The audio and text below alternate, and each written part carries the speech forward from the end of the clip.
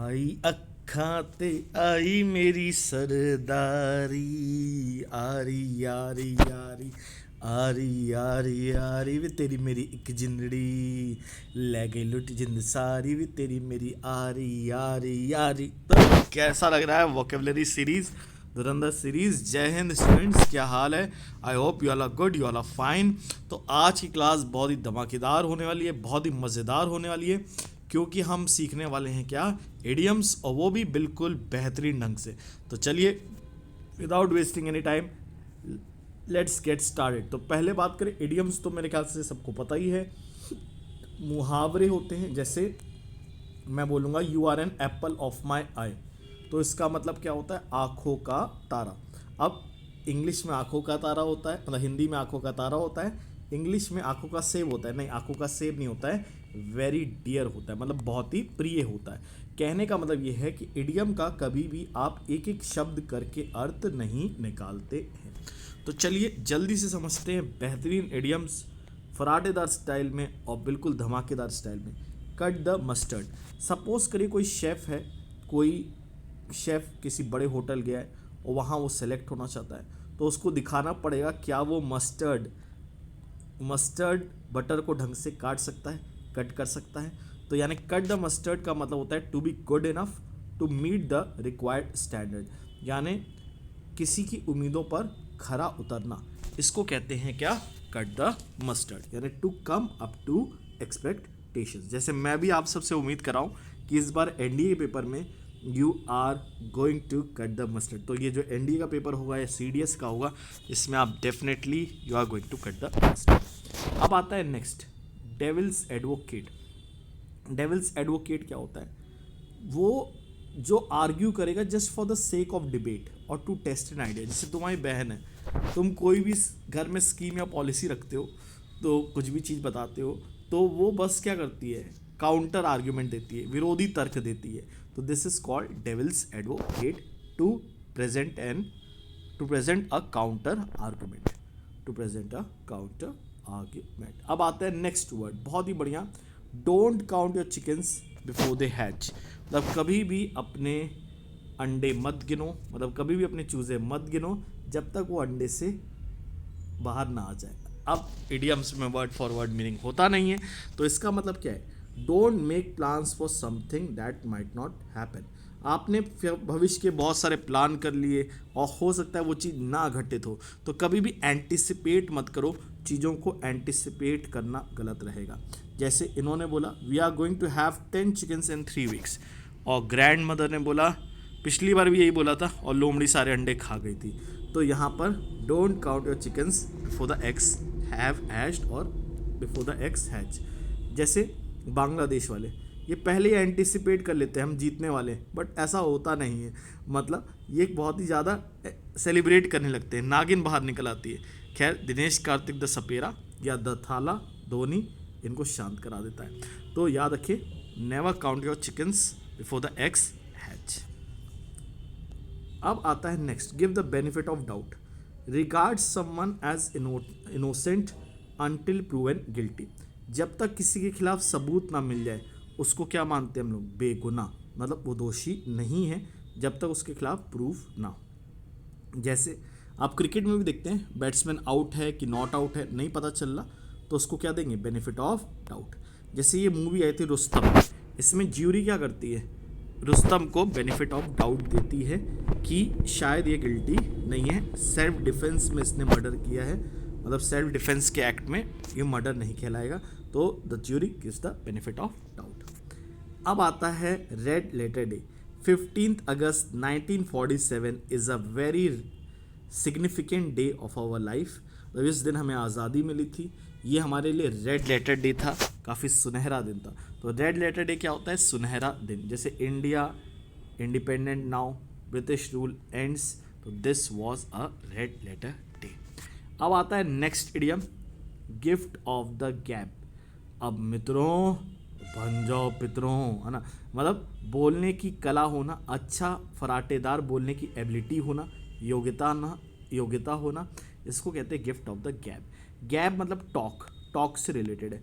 तो आपके ना बोलने की काफ़ी ज़्यादा काबिलियत है, अच्छा बोलते हैं, फराटेदार बोलते हैं। The great Martin Luther King, Barack Obama, Modi ji, they all had the gift of the gap. Gap से वैसे एक वर्ड और चाहो तो याद कर सकते हो, गैबी। गैप मतलब टॉक होता है और गैबी मतलब टॉकेटिव होता है, और गिफ्ट ऑफ द गैप मतलब अच्छा बोलने की योग्यता होना। अब आता है नेक्स्ट, वॉक अ टाइट रोप। अरे दीदी गिर जाओगी, तो दीदी इज़ वॉकिंग अ टाइट रोप मतलब बहुत ही केयरफुली इन्हें एक्ट करना है। या इनको भी याद होगा, अरे मेरी गलती है, मैं आज चला आया भैया। तो बहुत ही ध्यानपूर्वक कोई कार्य करना, क्योंकि रिस्क है, इश्क है ना। अब जैसे मान लीजिए आजकल क्या होता है, एम्प्लॉयज़ बहुत डरे डरे घूमते हैं, बिकॉज उनको डर होता है कहीं नौकरी से ना निकाल दिया जाए, तो दे वॉक अ टाइट रोप। फिर आता है to fish in troubled waters. इसका मतलब क्या होता है, दूसरे की सज़ा आपका मज़ा। आपके दोस्त का हुआ है ब्रेकअप बुरी सिचुएशन में, और आप कह रहे भाई पार्टी दे, थोड़ा मेरे साथ खुशी मना, मतलब आप उसको लूट रहे, यानी to get benefit in bad situation. ऐसा समझो कि आप हर्षद मेहता के पास चले गए अपना पैसा इन्वेस्टमेंट लेके कि मैं थोड़ा अमीर बन जाऊं। आप अमीर बनना चाहते हैं, आपकी सिचुएशन उतनी अच्छी नहीं है, और इसने आपको लूट डाला। तो क्या होगा, to fish in troubled water. जैसे मोहल्ले की आंटियाँ होती हैं, दूसरे की सज़ा होती है, इनकी मज़ा होती है। तो बैड सिचुएशन का बेनिफिट उठाना किसी के, तो to fish in troubled waters. जैसे अमेरिका देखते हो, इंडिया पाकिस्तान की लड़ाई में सबसे ज़्यादा मौज कौन करता है, America. America. Next, be bad news, someone who is considered undesirable, मतलब जिसके आना एक मनहूसियत होता है। जैसे मूवी तो खैर ये खुद में ही एक मनहूसियत थी, लेकिन जैसे मान लो कोई तुम्हारे यहाँ आता है, कोई रिलेटिव, अब तुम कहते हो आ गई बुरी खबर, है ना, तो that is being a bad news. अब आता है नेक्स्ट, बहुत ही बेहतरीन idiom, back to the drawing board. ये क्या होता है, दोबारा से चीज़ों की शुरुआत करना, बिकॉज प्रीवियस प्लान फेल हो गया। जैसे मान लो मैथ्स में तुम फॉर्मूले याद कर रहे थे, और फॉर्मूले क्या हुआ, तुम भूल गए, तो अब क्या है, भूला, you have to be back to the drawing board. दोबारा से चीज़ें याद करनी पड़ेंगी, वापस से उस ड्राइंग बोर्ड पर जाना पड़ेगा।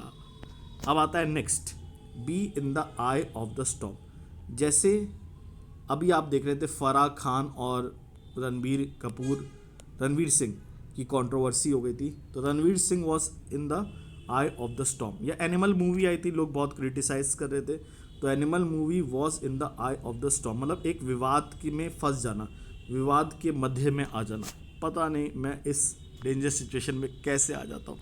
अब आता है next, life in the fast lane. ऐसा लाइफ जो एक्साइटिंग है और प्रेशर है, लेकिन एक्साइटिंग भी है ना। तो मुन्ना भैया की ज़िंदगी की थी क्या थी, बिल्कुल फास्ट लेन में, लेन मतलब रास्ता, तो आपका जीवन फास्ट लेन में दौड़ रहा है, यानी काफ़ी एक्साइटिंग। जैसे आप कहीं कंपनी के सीईओ बन गए, तो अब जीवन क्या होगा, इधर उधर घूमो, इन्जॉय करो, लेकिन प्रेशर भी रहेगा। तो मुन्ना भैया ना, ज़िंदगी हो तो ऐसी, वरना जिंदा तो दाढ़ी के बाल भी है ना। अब आता है नेक्स्ट, पास द बक। तो हम इंडियंस की आदत क्या है, बक बक बहुत करते हैं कभी कभार। हम इंडियंस नहीं, स्पेशली गवर्नमेंट, इंडियंस तो खैर थोड़ा फिर भी शायद कम बोले, लेकिन गवर्नमेंट बाबू क्या करते हैं, बक बक करेंगे लेकिन काम नहीं करेंगे, एक दूसरे पे रिस्पॉन्सिबिलिटी ब्लेम शिफ्ट कर देंगे, दोष शिफ्ट कर देंगे, यानी बकैती में आगे, बकबक में आगे, लेकिन दोष दूसरे पे डालेंगे, जिम्मेदारी दूसरे पर थोपेंगे।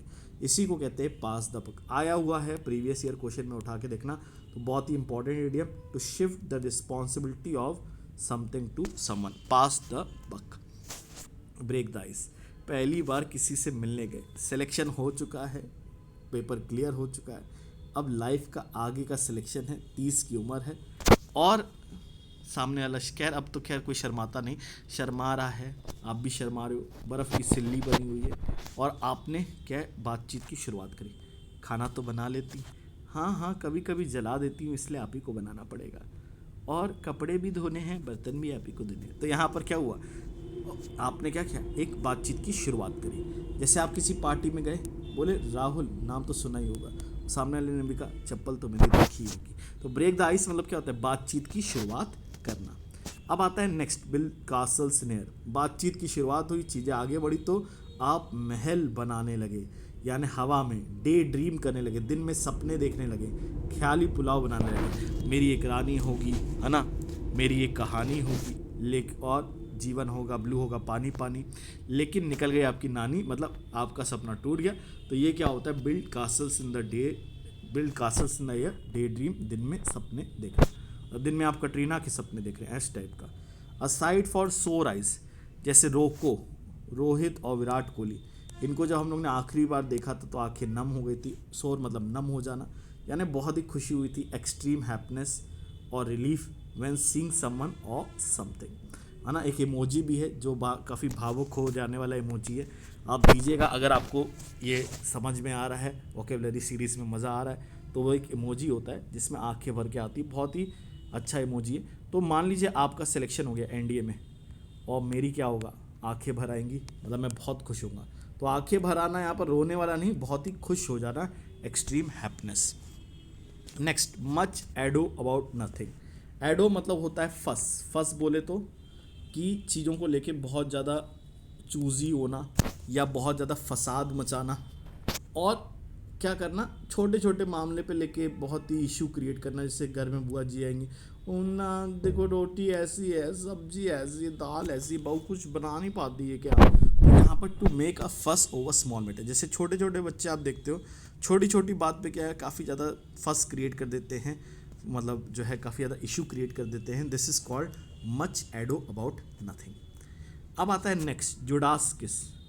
ये वो है, झूठा प्यार झूठा प्यार झूठा प्यार कीता है तू, मतलब दिखावे वाला स्नेह। कई बार आपसे लोग मिलेंगे ऐसे कहेंगे, और तुषार सर कैसे हैं, लेकिन पीठ पीछे क्या लेके घूम रहे हैं, खंजर लेके घूम रहे हैं।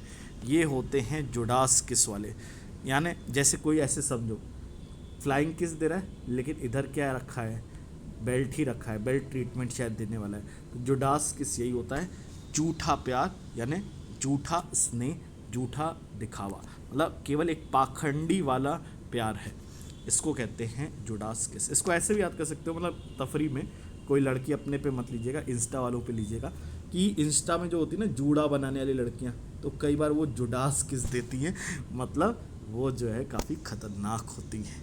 अब आते हैं next, a fly in the ointment. गए आप भाई मालिश कराने, तेल मालिश।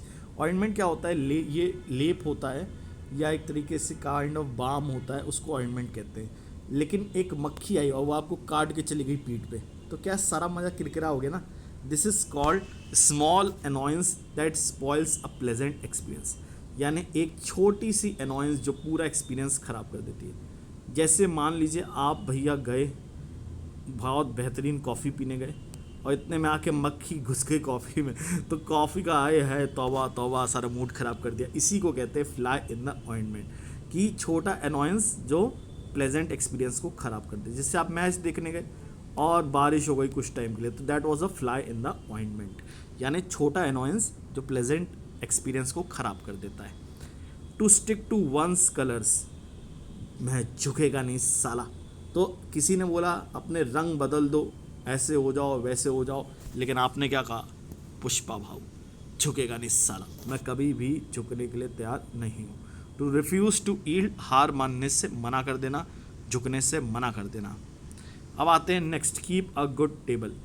अपने आप गए मामा के यहाँ, मामा ने क्या है, मामी ने लगाई डिशेस, पूड़ी सब्जी रायता चटनी छोले, तो कैसी हैं आपकी मामी, एक बेहतरीन मेज़बान, है ना। आप मेहमान, वो मेज़बान, और कैसे मेज़बान, बेहतरीन। To be a good host, keep a good table मतलब होता है अच्छे मेज़बान होना। तो आई होप आप भी अच्छे मेज़बान होंगे, है ना, जब मैं आऊँगा तो। कभी आपका सिलेक्शन हुआ, मेरा आना हुआ। ग्रास विडो, ग्रास विडो क्या होता है, a women whose husband is temporarily away from her. Widow मतलब विधवा होता है, लेकिन ग्रास विडो मतलब विधवा नहीं है, वो औरत है जिसका, वो स्त्री है जिसका हस्बैंड उससे दूर है ड्यू टू सर्विस और समथिंग, उसको कहते हैं ग्रास विडो। तो hats off to the grass widows, जो भी मतलब इतना बेयर करती हैं, भाई हस्बैंड दूर है but still they are pushing, मतलब they are giving their best, they are मतलब गिविंग देयर बेस्ट एफर्ट्स। तो ग्रास विडो। नेक्स्ट, हेलकंडीज। हेलकंडीज पुरानी जीन्स और गिटार, यानी कैसे होते जवानी के दिन, बिल्कुल हेलकन, हैप्पी और पीसफुल, है ना। बाद में क्या होता है हेल्कन, है ना, हेल्कन हो जाता है यानी नर्क वाले, लेकिन उसके पहले क्या होता था हेल्कन मतलब खुशी वाले दिन। हेल्कन एक वैसे बर्ड होती थी, किंगफिशर बर्ड, जिसके आने से माना जाता था खुशी आ जाती थी। तो ये जवानी वाले दिन काफ़ी हेल्कन डेज थे, खुशी वाले दिन थे, खुशी और शांति। उसके बाद आया हेल कॉन, है ना, नेक्स्ट दिन चिड़िया आई, शायद वो हेल्कन वाली नहीं थी, वो हेल्कन वाली थी।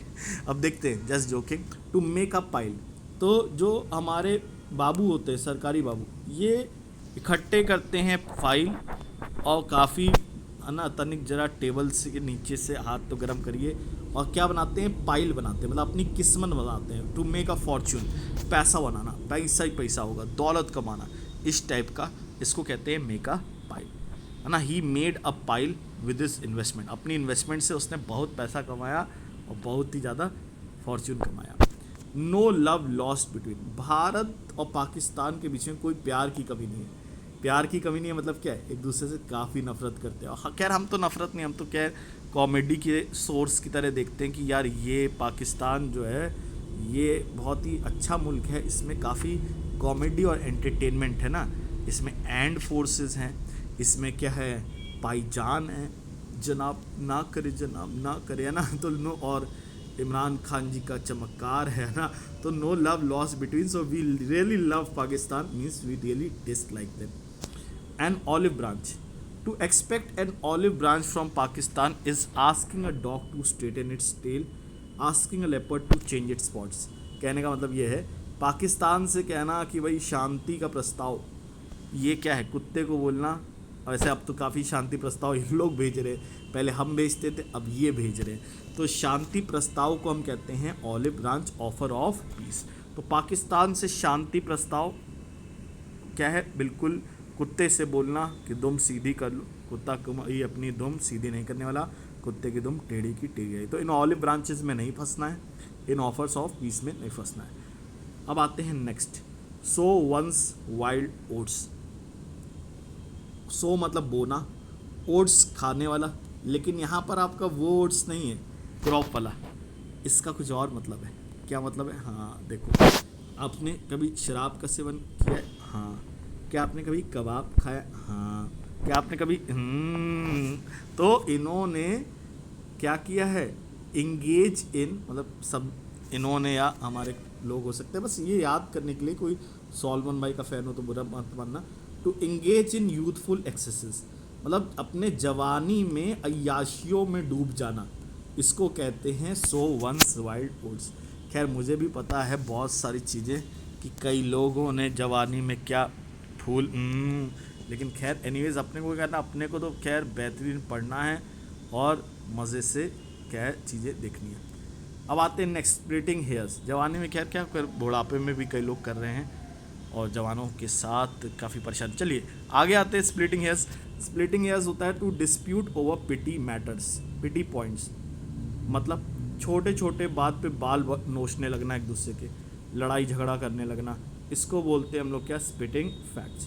तो splitting hairs, sorry splitting hairs, splitting facts तो मतलब फैक्ट मुंह पे मारना, splitting hairs to dispute over petty points. जैसे भाई बहनों में होता है, तुमने मेरी चॉकलेट क्यों खाया, मैं तो बाल नोचूंगी। तो स्प्लिटिंग हेयर्स मतलब होता है डिस्प्यूट ओवर पिटी पॉइंट्स, छोटी छोटी बातों पे लड़ना झगड़ना। पिटी मतलब छोटी, डिस्प्यूट मतलब लड़ना झगड़ना। क्रोकोडाइल टीयर्स, आपका ब्रेकअप हो गया, दोस्त को बताया आपने, और दोस्त ने बोला अरे इतना दुख मुझे कभी नहीं हुआ। आप समझ गए ये केवल क्या कर रहा है, शौक का दिखावा कर रहा है ना, क्योंकि वो भी है सिंगल और चाहता है आप भी रहो सिंगल, कभी ना हो मिंगल। तो शेड क्रोकोडाइल टीयर्स मतलब क्या होता है, घड़ियाली आंसू बहाना, मगरमच्छ के आंसू बहाना, यानी शौक का दिखावा करना, शौक होना नहीं। तो आपने देखा यहाँ पर हमने बेहतरीन ढंग से 30 इडियम्स किए और काफ़ी अच्छी स्पीड में 20 मिनट में किया। हो सकता है कईयों को ये वीडियो फास्ट लगा हो तो स्लो कर लीजिएगा, जिनको स्लो लगा वो फास्ट कर लीजिएगा, लेकिन कंटेंट दमदार है, मज़ेदार है। अगर आपने फॉलो कर लिया 15 अगस्त तक, मैं बता रहा हूँ इस सीरीज़ में आपके 1500, मैं क्लेम कर रहा हूँ 1500 वर्ड्स कराऊँगा, प्रीवियस ईयर क्वेश्चंस कराऊँगा, यानी केवल एक वीडियो नहीं, पूरा एक कोर्स है, पूरा एक सेशन है। ये कर दिया तो आपका बहुत ही बेहतरीन सेशन जाएगा इस बार, ठीक है। रिकॉर्डेड में आगे पीछे हो रही हैं चीज़ें, आई नो, बिकॉज लाइव हमारी क्लासेस होती हैं, लेकिन आपको ये कंटेंट मिलता रहेगा, धमाकेदार है। आज के लिए इतना ही। Thank you very much. जय हिंद बच्चों।